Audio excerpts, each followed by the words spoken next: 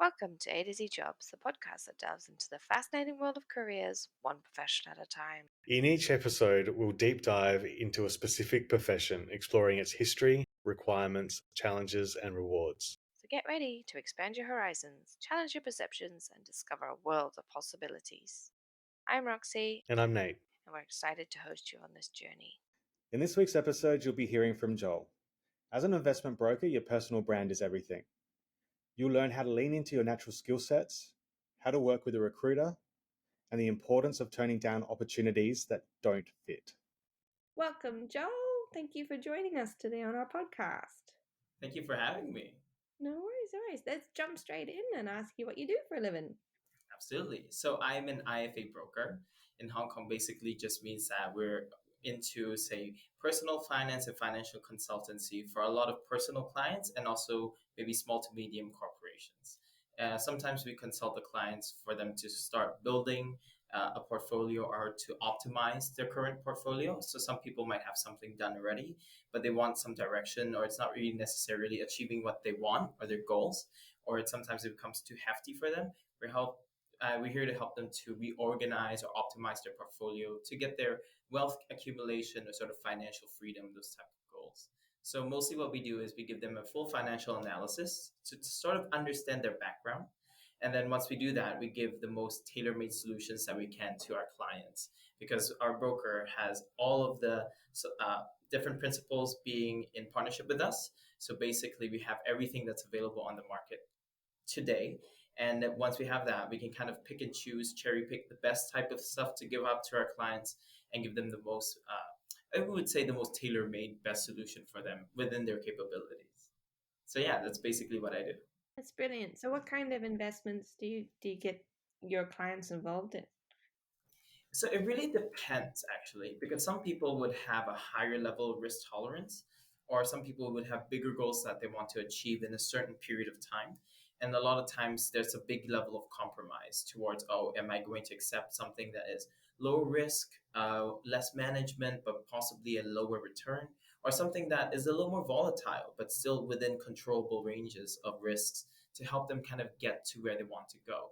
So the process of having the KYC or knowing your client process becomes significantly much more important than just being a product selling person of just pushing things out and kind of throwing it to the wall and seeing what sticks. It's more of like, all right, let's get this from step one, understand where we're going, and let's make that journey together. So you're kind of doing what we're doing. You're interviewing people. You know what they do for a living, and you're helping them out. I mean, I'm not as professional as you guys are, but yeah. Oh, no. More professional than us. So what does it look like during the day for you? Is there an average day, and what does that look like? So the fun part about this job is that it's incredibly flexible. You can be the type of person that I would separate it into two parts, actually.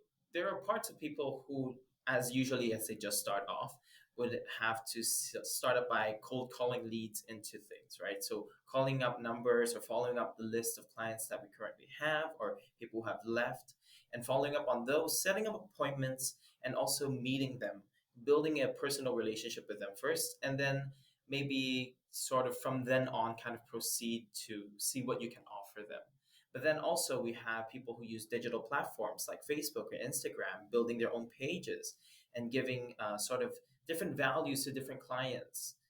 Most of them obviously about finance, but some people who come from a medical background could build a medical page and sell probably related medical products. And also sort of just online marketing, creating ads, maybe getting this flashy title or this type of concepts that maybe are contradictory from what people traditionally would think of in the finance world or in the traditional investment world. Then giving them from then on a different type of perspective and getting their interest to kind of following up on those. But then when you hit sort of like the mark where I am now, when you kind of get your client base down or you've been here a while, then you have this client base that builds up. Then you can follow up on the current clients that you have now and sort of obtain referrals from then on as well. So it's kind of flexible. There's no really set thing to do. But for me, my day-to-day consists of me waking up, listening to my financial headlines for me to catch up on the news of the day, seeing if there's anything interesting that I thought could be like a sharing topic, or writing some sort of short articles or excerpts from them, and then probably sending to my clients, uh, letting them know, oh, what's happening of all this stuff, and reviewing some of my client portfolios. But then the most major part is seeing clients and communicating with them, understanding their needs, and see what we can give to them. And then at the end of the day, we have the admin phase, which is sort of like just the documentations, bookkeepings, and filling out the forms and signing things. And that's really it. Brilliant. So you have all walks of life then, like different stages, people in different industries. Would you take on somebody like me, just trying to put together a little portfolio for my son? And Of course, absolutely. I mean, everyone starts somewhere, right? Everybody has a different goal in mind. Some people maybe have no relevant uh, education or even interest in doing any of this type of stuff. But some people still want to have their retirement secure or an education fund secure. Everybody's got to start somewhere. So no matter big or small, I take whatever I can as long as it helps them at the end of the day. That's what really matters to me. that's brilliant. I think most people wouldn't have a clue. I don't have a clue. Like I'm listening to Barefoot Investor at the moment, just writing down keywords to ask people. But It's one of those things, you should be doing something with it, but you don't really know how or when or why. So I think, yeah, I'm definitely in that boat. well, we had a podcast last week with a lady called Katrina who talked about the greatest time to plant a tree was 20 years ago, and the second greatest time is now. And that just resonated with me about these baby shares. I need to get the shares in for my son like yesterday. Absolutely. The saying in finance is also saying, when is the best time to invest? It's yesterday. And the second best time is today. So that's very similar concept. But yeah. You mentioned that at the start of the career, you've got that cold calling phase, and then you eventually build that client base. How long did that take you? Roughly, like how long would you expect if you're a good cold caller, you're a good networker? How long would that take? I would say if you're really in the Hong Kong market specifically, to really build up a good base takes at least 3 to 5 years if you're just doing it the traditional way. I would say I got a bit lucky myself because I am fluent in three languages. So a lot of times, surprising opportunities pop up. And having that, also working hard, learning finance at the same time as working this job and kind of just not giving up in between.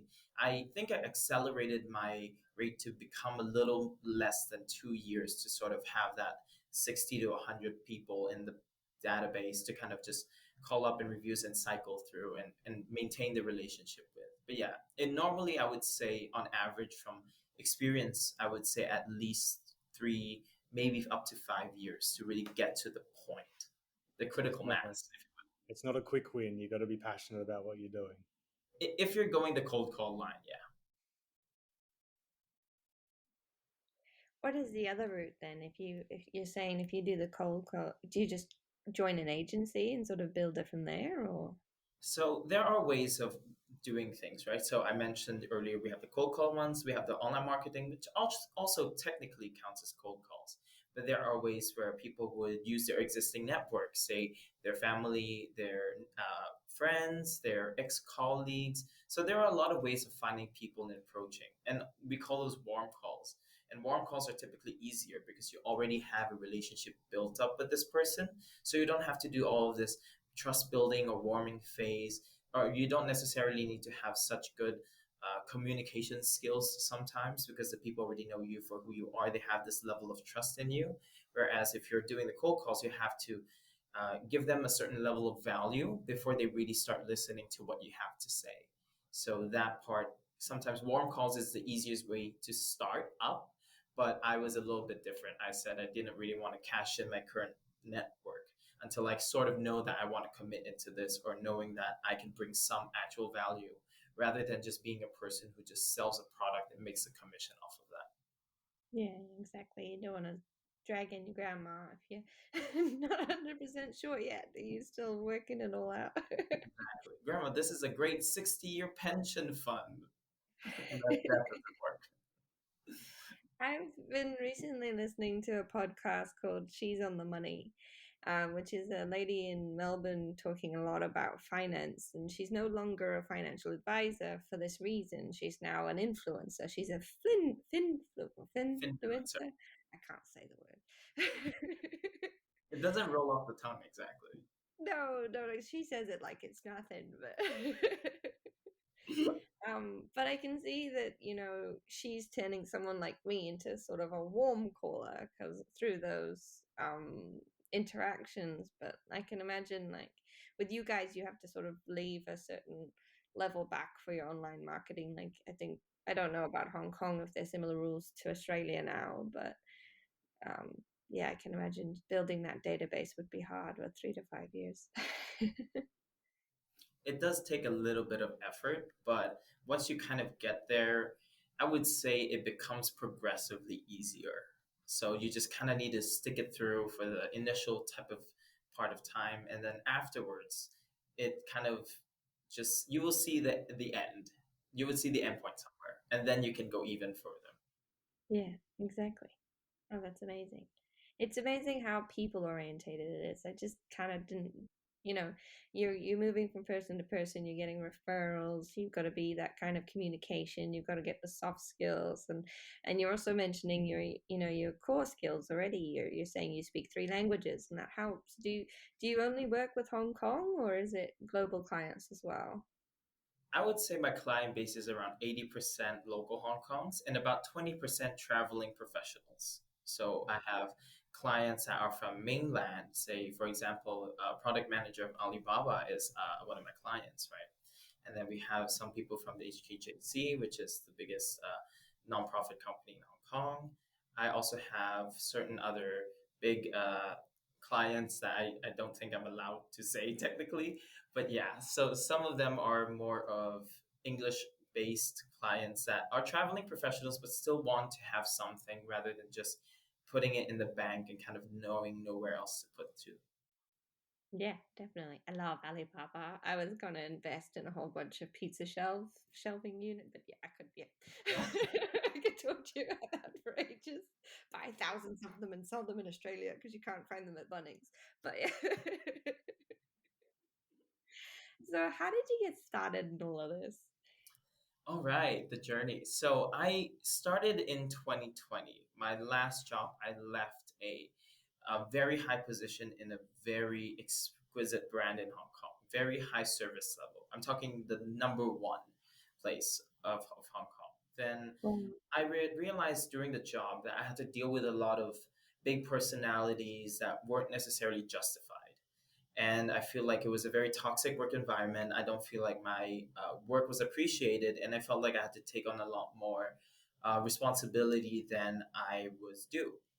So at the end of 20 near at the midway point of 2022, when our company was kind of like sort of downsizing a bit, I elected to leave and saying, you know what, I don't think this is the place for me to go.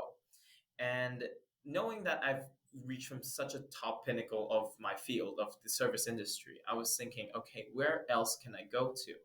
I felt an urge to kind of change lanes, if you will. And I ended up actually working with a headhunter from Page Personnel, a lovely person. And she encouraged me to join this role that is a sort of high end customer service in a big medical group in Hong Kong. And little did I know that I was swindled into a role of telesales. Plot twist. And ended up hating the job. I absolutely hated it. I dreaded every single day. I was there for 5 days, and the training took 3 days. And so we were only doing sales on Thursday and Friday. But in on Thursday, the first day that we're doing calls, I was already making sales on the phone. I was one of the only 12 people who made sales at that point. Sorry, one of 12. The other rest didn't make anything, but I already was selling deals. And that's when I realized, oh, I actually had this ability, even just by phone, not even using my body language or my charisma, if you will. And so I debriefed with my headhunter afterwards. And she said to me, why don't you try a role that involves in person selling, but in a way that's a little more professional level rather than just a salesperson at a store, perhaps. She said, why don't you try a professional sales service? And purely by chance, just applying to this role and meeting my fantastic boss, who was really accepting of who I am as a person, also knowing I have no finance background, was willing to dedicate his time and his profession basically to teach me all the things I needed to know in starting up in this field.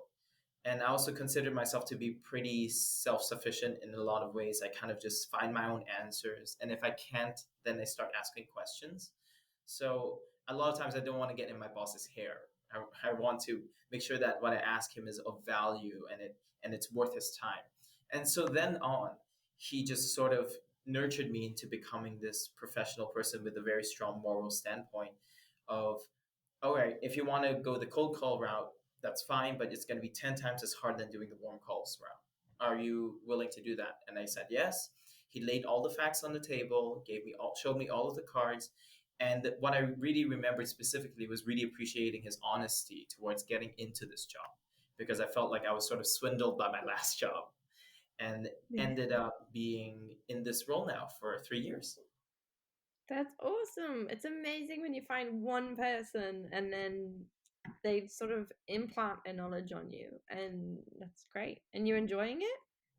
I love what I do. I think it's very fun. I'm constantly challenged by having to learn new things. The market changes every day, so you have to be sort of on your toes all the time, kind of up intaking and outputting information at the same time at a very high speed, and learning how to communicate with other people as well in different levels. Say some people would have a professional background, but some people would not, and how would you, even bringing in the same concept, how would you deliver the message? Would things change differently? Would you use some sort of terms that are a little more layman or easier to understand for the regular Joe? And at those points, it makes it a lot more challenging, because the job itself inherently is a tough job, but you got to find the fun in that. And I find that challenging, and it makes me grow as a person. And so I love it every single day. That's awesome. You're taking something incredibly complicated without a financial background and turning it into a for dummies for people. And you have to have pretty good, communication skills for that.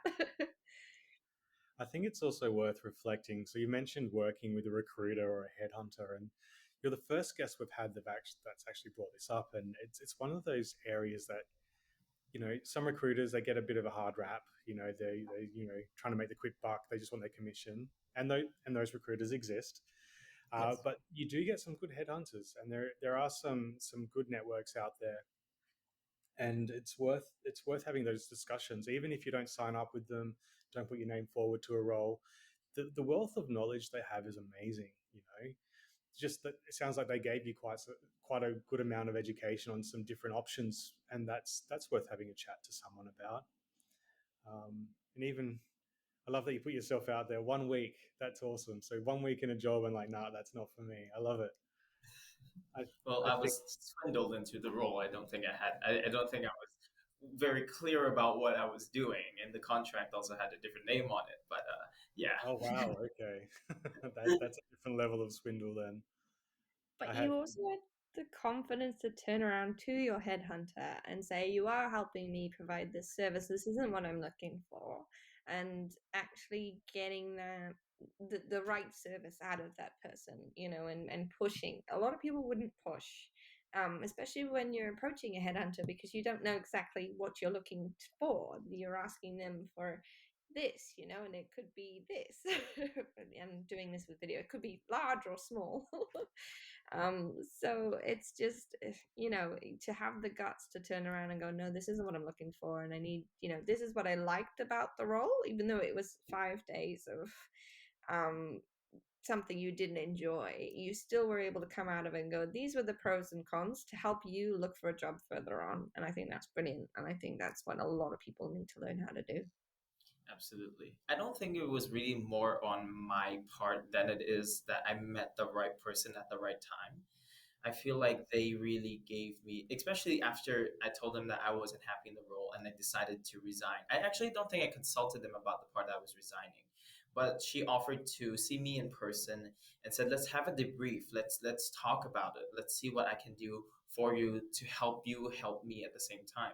And I thought that was a very good gesture from her, and made me trust her a lot more, and are more willing to try different things and try different roles to see, oh, what would really help me out, being in a different, completely foreign field.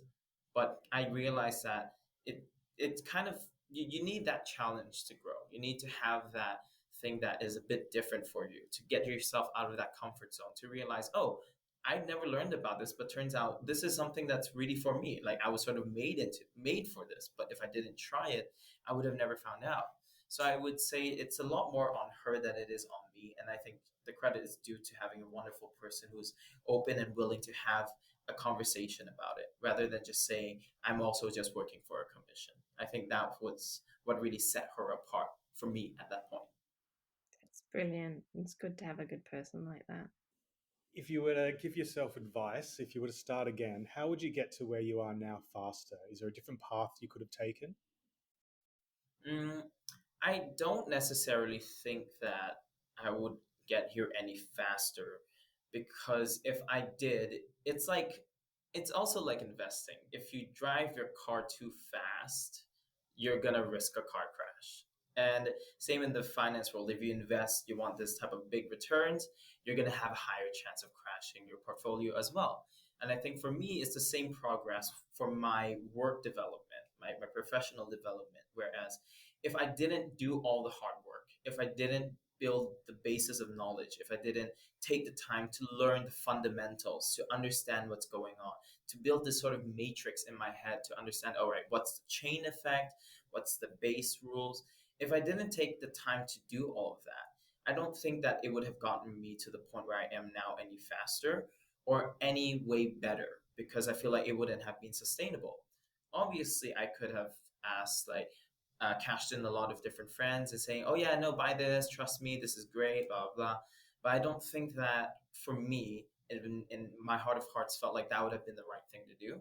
So there are obviously faster ways to get to the position that I am now, or the results that I have today, but it maybe would not have been the most sustainable way of doing it. So no, I don't think there necessarily is an easier path or a faster path to get to where I am now.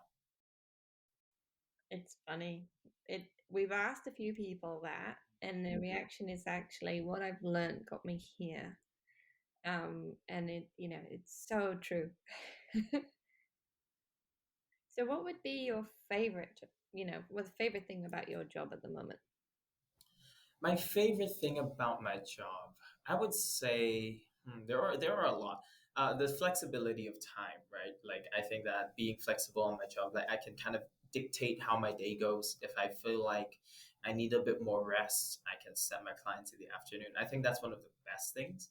But I would also say, like, my favorite thing is whenever some portfolio comes over, and I kind of get to be this person that's like almost like a doctor, kind of assessing what was the problem and kind of fixing things.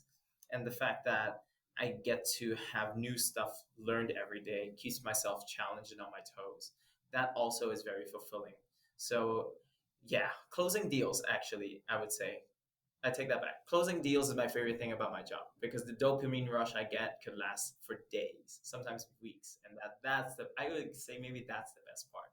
Because starting from a cold call business, from a complete stranger to you and to them, the fact that they trust you enough to want to build this wealth journey with you, it's a big commitment. And I feel like the fact that I could convince them using my professionalism, using statistics, and using personality skills, the soft skills, a combination of all of that, successfully closing a deal and helping them at the same time. I think that level of dopamine rush is something that I don't think I can get from anywhere else ever. So I think that for me, it would be my favorite thing. That's brilliant. It's funny how you start with one and then list five and then work out exactly what it is. It was a journey. It was a journey, but I got there. It's great. It's a good cycle of what you go through in a day. And starting from the beginning to the very end of, being able to have the flexibility, then to learning, and always learning in your job is such a crucial thing in your career. It's something that keeps everyone going and moving forward. And then the other side of it is, the actual product, what you do, what you produce and how you help people, which is amazing. Absolutely. So, what about the negatives? What do you dislike about the role? Ooh, okay. There's for me, this job only has one negative mostly because I'm a pretty uh, sustainable person, right? So I'm pretty self motivated in a lot of ways. I don't really need people to tell me what to do to start getting things done. So I don't really need that kick in the butt when everybody else maybe would need it more often than I do. I think the hardest part and part that I think is the worst about my job is being 100% commission based because if you don't close deals, you don't get paid. That's just how it is. And I think that that creates a field where it seems very daunting to even get into in the first place because you would essentially from a stable job having this fixed income to a point where you have to build your own business, create your own network, do all of this work for maybe not a lot of payoff in a maybe sustainable period of time. So I feel like that was very hard for me initially. And so I would say that was the worst thing about this job, having this fully 100% commission based kind of system in there. That makes sense why you get such a high drive when you do lock in that deal. Absolutely. Yeah. I'm a creature of comfort. So for me, I would always prefer security and comfort. But being in this job, it just really changed me completely. It made me a more adventurous person. It made me want to try new things, try new experiences. But then also, at the core of my being, I'm still a creature of comfort. So sometimes not closing deals or having this period of downturns, it puts a lot of anxiety within me. But yeah, I would say that that's just what's scary. But that's also why it's challenging at the same time. Yeah, it's what pushes it forward, right? How I'm just interested because I suppose Roxy and I are on a similar journey at the moment, starting a small business and trying to get out there on our own. So I must admit that's one of the challenges I have. Even just going from a full time permanent role, shifting to a contract role, and now looking at running your own business, like it's scary. How how did you get to the mindset where you're like, no, this is definitely the way I need to do it? Was there a decision process, or you just fell into it and just were confident with it? I feel like for me, I am naturally a pretty confident person. And I sometimes put that up as a front, even when I'm not necessarily the most confident about what I do. I rush into things. If I were to commit to it, I would rush into it head first and just say, let's see where this goes. I mean, what's the worst thing, right? I think that for me, there wasn't necessarily a big turning point, rather than it is more of a period of just doing it consistently, and it sort of becomes a part of you. Then you really stop thinking about the failures, more on focusing on how do I get the win rather than focusing on the L's or the lack of clients or the lack of attention or the lack of anything really.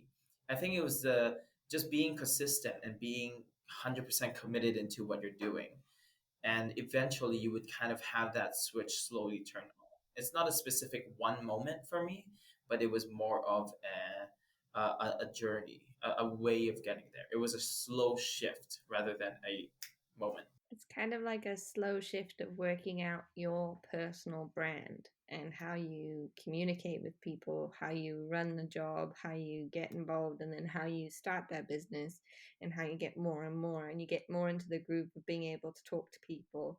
And that false confidence then becomes a stronger, more rooted confidence where you become a self branded human being, which is really exciting. I also think that one thing that's very specific is that you would always have to be your biggest cheerleader. So even when necessarily not a lot of people believe in you, you need to back yourself up first, because if you don't, even if other people are pushing you up, you're not going to go anywhere. You have to believe in yourself and make sure that, all right, I can do this.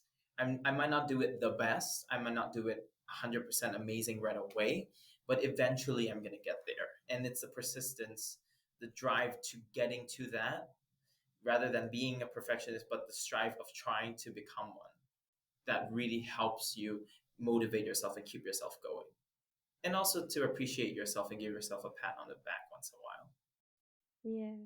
My husband's favorite quote is, there are a million reasons not to do something, but what is the one reason that you're doing this? And focus on that, keep going. And I think, like, you can focus on so many different negatives of it, but if you can keep that confidence going, keep it moving, then you're going to be able to do it somehow. Absolutely. Yeah. Yeah. So, if you had any advice for anybody starting out in your industry, what would that be? I would say because of our field, you're going to get a lot more no's than you're going to get a lot more yeses. So don't take rejection too personally. Rejection is, in our field at least, is just as common as brushing your teeth or having lunch. Like, it happens every single day. But if you were to magnify it and just focus on, oh, yeah, somebody rejected me. Is it because I'm this or that? It's just going to pull yourself down. And it will make you want to quit, especially being in the cold call field, starting in the cold call field. You're going to have a lot more rejection than you would a lot more successes, and you can bring up that rate by improving your skills. And I think self-reflection is important as well, but don't take the no's too personally. Sometimes it's not a no to you as a person, it's just a not now or a not this, and you need to be able to identify what it is. And if you take it too personally, you're going to have a really bad time. It's almost like asking why somebody says no and almost saying, I'll come back to you with an answer, Yeah. rather than going, no, it's, the personal me. It's awesome. I do have a quick question.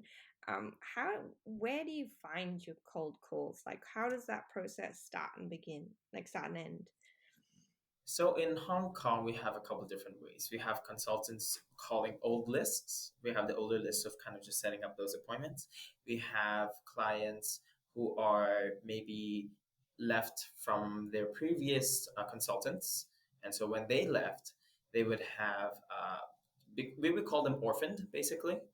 And they would call up these orphan clients and kind of saying, all right, we're going to represent you now. Is there anything we can help? Let's update your portfolio. Let's see what's going on. Is there anything we can help provide extra?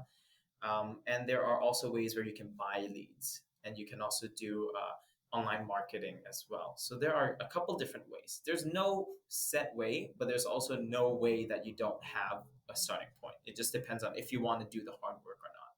So you just got to pick up the phone sometimes. I just have this image from every feature film where you get the yellow pages out and start a day. That. Yes, if we're talking about 10 years ago, that was the norm. But nowadays we have a little more efficient ways to do things. Yeah, it was But it still brilliant. exists. I once had a recruitment job for 2 weeks. Similar experience. I was sort of sold this beautiful role, and I thought, oh yeah, this sounds like fun. And get in there, and literally it was cold calling, and it was a step up from the yellow pages. It was just a database of every medical imaging facility and hospital in Australia, and it's like, all right, start at the top, call your way through, call at least 200 people this week, or you don't have a job. So it's Oh like, my god. yeah, Wow. intense. But yeah, I lasted 2 weeks. Well, after day one, I started applying for another job. It took me 2 weeks to get another job and get out. So That's twice as long as I did. I know So I thought 2 weeks was impressive, but you're showing me up.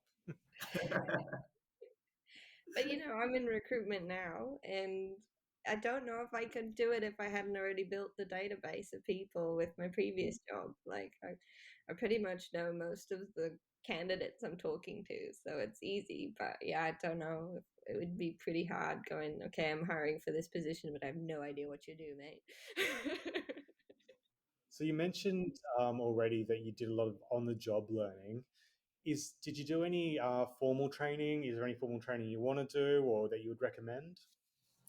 I have not have any training before. On the job training is more of a personal sort of like, imagine a crash course in finance, I would say. Basically that. But then it's a lot more of self read, self learning. If you don't understand, then ask a question. And by slowly just building up that information, you would kind of have this base of knowledge built up. And obviously, the source has to be correct. And once you have that, you sort of just build anything on top of it. I wouldn't say particularly there's anything specifically I would recommend other than the CFP, Certified Financial Planning certificate, that would be very this job specific, that would make you a very good in the realm of planning at least. And you can do some statistical analysis, you can kind of do models, that's a great help. But again, it's not necessary, it's not a must to have that. It's a great help, and it's also always elected. If you like the job, you can kind of go further down that path. But there's no like specific course I would say that really would help you bump up your salary, because again, we're 100% commission based, so it doesn't really matter. So you don't have to have a certain license or anything to do what you're doing? Oh, yes, you have to obtain licenses, and you have to pass through exams and papers to get the licenses. But I guess for me, it wasn't that hard. I had 7 papers when I was in my first month of job. Just I had to pass all of those. And for me, I didn't find that challenging. I guess I just knew how to study a bit more effectively that was taught to me in high school. So I just took the same formula and I put it how it was, and it wasn't that difficult particularly. But I know some colleagues who have failed the same test about 9 times. So you gotta put in some work. You gotta try. If you don't mind me asking, when you decided to make these career changes, how old were you?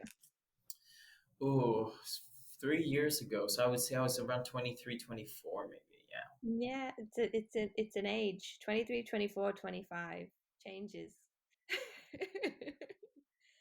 I'm a firm believer with there's almost like rite of passages. There's the 23, 24, and 25, and then the 30 is like the mark. And you really gotta stick to the lane that you're at. Well, no, actually, a lot of the podcasts of 30 is when actually they think, crap, you know what? I haven't done what I need to do, and I'm gonna do it now, really quickly. Like Superwoman, Superman quickly. Love I was looking to double back. So I'm just reflecting on some of your answers. And so you talk about commission based and how you need to be self motivated. And you're gonna have those weeks or days where it's just not working. Like it just doesn't work. It happens to everyone. How do you pick yourself back up after those moments? Is there like some sort of employee engagement system at work that you can rely on, or is it something you have to organize yourself? Is there something to perk you up? I feel like in our company at least, we have this great sort of feeling where you have your immediate closest, I would say, colleagues that you can kind of run to and say, "I'm having a really bad day. I've been having a really bad week, guys. I just want to kind of like give up, or I just want to like get my head out of that space." And a lot of times, because your colleagues would always relate to what you say, it's easier to have them listen to what you say and kind of just let the bad blood out or let the steam out and kind of recover from that, right? But I also happen to have some really amazing friends that are in my immediate friendship circle who always would take the time to listen to me and kind of give me a pat on the back and say, "You just got to keep going. Come on, it's not forever. Uh, Trust me, the next one is going to be it." Like having friends and colleagues that are supportive, not only in work wise, but emotionally as well, that really made me stick to what I am doing now. I would go so far to even say, if it wasn't because of my friends and these few colleagues that I have closest to me, I don't think I would have stayed at this job or been able to stay at this job at least, because I would have mentally checked out too quickly. No, you have to have your vent buddies. Nathan was my vent buddy. Still am, I think. Has to go into the HR room and be like, guys. Slam the door behind you and bam. No, it's great to also have, and also I guess it's, setting up with the structure as well. Like when you change careers, you set up with your headhunter, and when you get to that sort of level in your career where you do feel stuck or you need that kind of self-esteem or things, that's where career coaches are for. That's where recruitment support is for, and then also those friends that you can lean on that give you the right kind of push forward to make you feel like you are doing the right thing when you've hit so many no's, and that final no just is the one thing that topples everything over. So Yeah. it's good you've got such a good group, especially with colleagues. Having a colleague that truly understands what you're going through and being able to talk through it. And in previous careers, I've struggled a bit with that, but I've actually reached out more. So one thing I will recommend to anybody listening is that you may have a colleague that's struggling the same way. And if you are actually more honest about how your day is going rather than everything being shiny pineapples, you might figure out what you uncover, and then you'll have someone to talk to. Absolutely right on that. I feel like one of the reasons why I have the group that I have now is also because we're all borderline brutally honest with each other. So if we find something that we don't like about each other in that setting, and everybody in that group sort of knows that it's not about you as a person, it's just about how we think that you're approaching this in a way that could be better. Which we also sort of, I guess, because of also how we are as people, we sort of know how to pick and choose the right words rather than making them feel like it's personal. It's a lot of times just trying to make the thing better, to help you get to where you need to go faster, or help you settle this emotion down faster, to help you recover faster. I feel like the fact that they are honest about some of my body of work, or me to theirs most of the time. But having that makes it a lot more easier to have a genuine friendship and this work relationship where you can have what we call the feedback culture, where you can openly have feedback with your colleagues because you have that level of trust and you have the habit of doing so. So you're putting pushing each other up rather than dragging anybody else down. And it's also a competitive, for us, it's not a very competitive environment because your client is probably never going to be my client. And so for us, we don't have that sort of conflict of interest built in. And it makes things a lot more easier to just kind of like hang out and just say, hey, how are you doing? Let's get lunch together. Let's talk about this client. Let's see if you need a case study. Oh, I need some help on this. What do you think about this idea? What do you think about, oh, this way of going? Do you think any way I can refine this or make it better? Or is there any words that I could choose that would make this sound a lot more smoother? So I think that having that level of trust and being open to have that open conversation is very important. But it's not a lot of people's, I realize now, not a lot of people's taste. A lot of people would rather live in this bubble, in this circle of thinking they're doing great or fantastic. And sometimes you need that, to be fair. Sometimes you need to gas yourself up, absolutely. But a lot more, and more often than not, it creates this sort of, and I'm going to use this word very heavily, but it creates this level of delusion almost, where it's like they're infallible or they can't make mistakes, or there's a level of hierarchy because I've been here longer. I feel like we have that level of trust to talk to each other and saying, all right, I think you did this well. I just think it could be done better. Or I don't think this was the right way to approach this.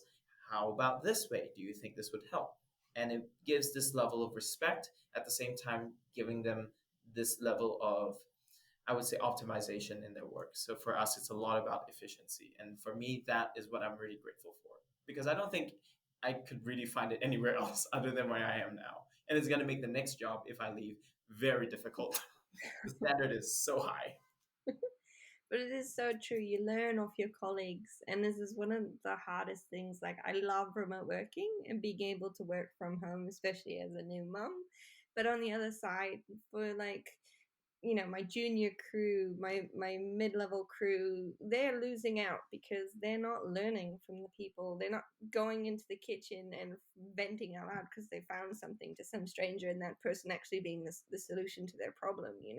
They're not stepping out of that bubble, and they're not learning as much as they really could by just that personal interaction.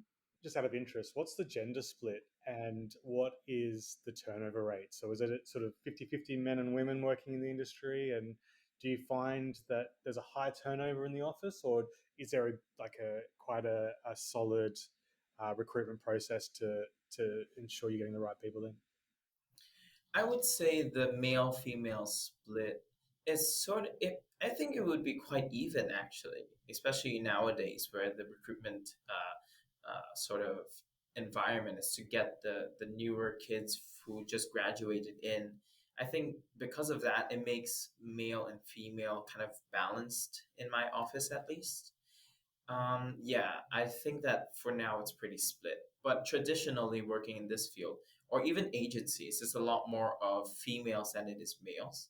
And there is sort of this preferential bias towards, oh, I want somebody who is like this soft-spoken, lovely little girl, then rather than having a guy like me. I'm 5'9", 5'10" almost. So I have a big frame. Sometimes I could come off as a certain level of intimidating, and so I have to compensate even harder in my level of speech to show that, oh, I'm actually a nice person.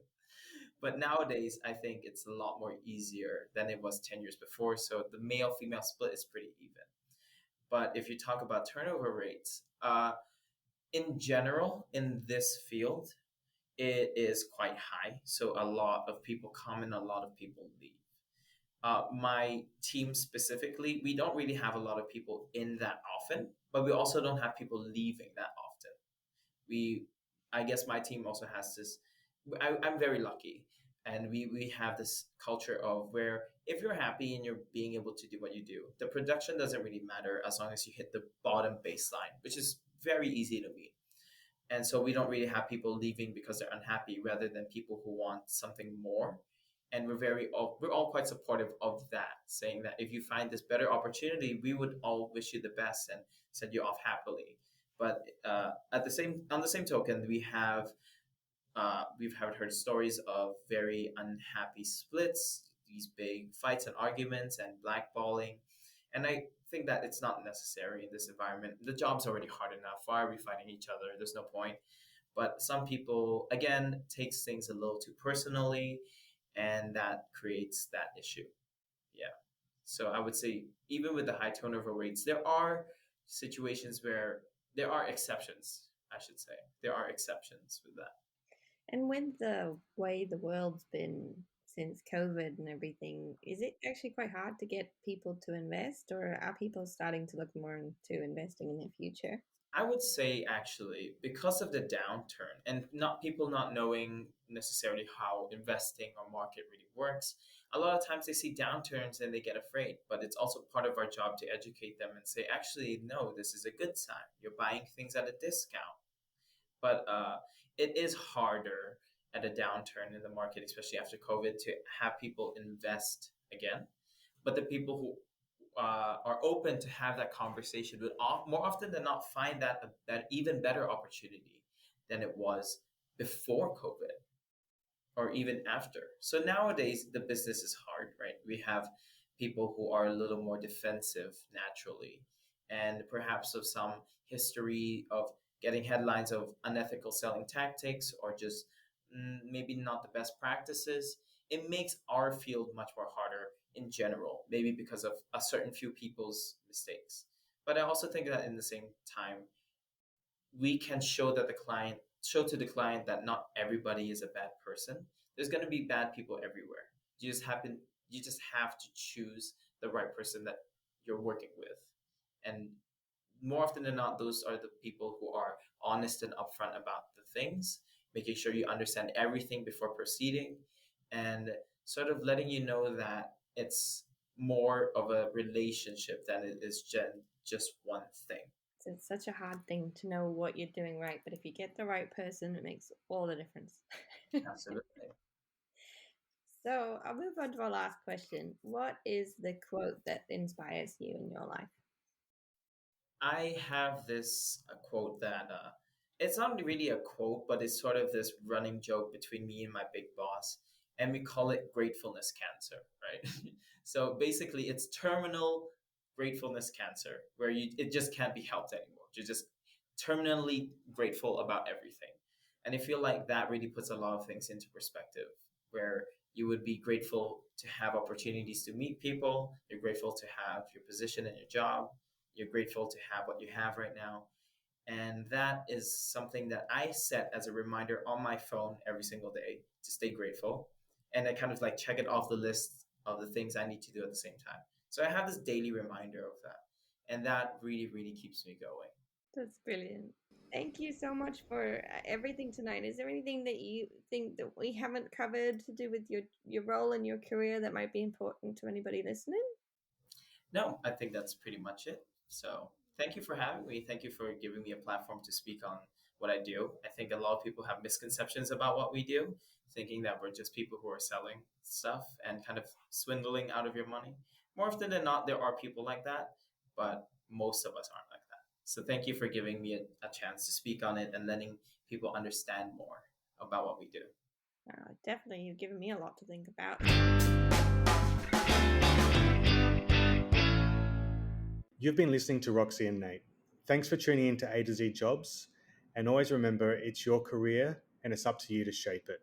So dream big, make bold moves, stay curious, and keep exploring. Check out our website at thecareerchangecoaches.com for more resources, tools, and upcoming training. Thank you for joining us on this journey. Don't forget to subscribe and hit that notification bell so you never miss an episode of A to Z Jobs. Remember, your dream career could be just one episode away.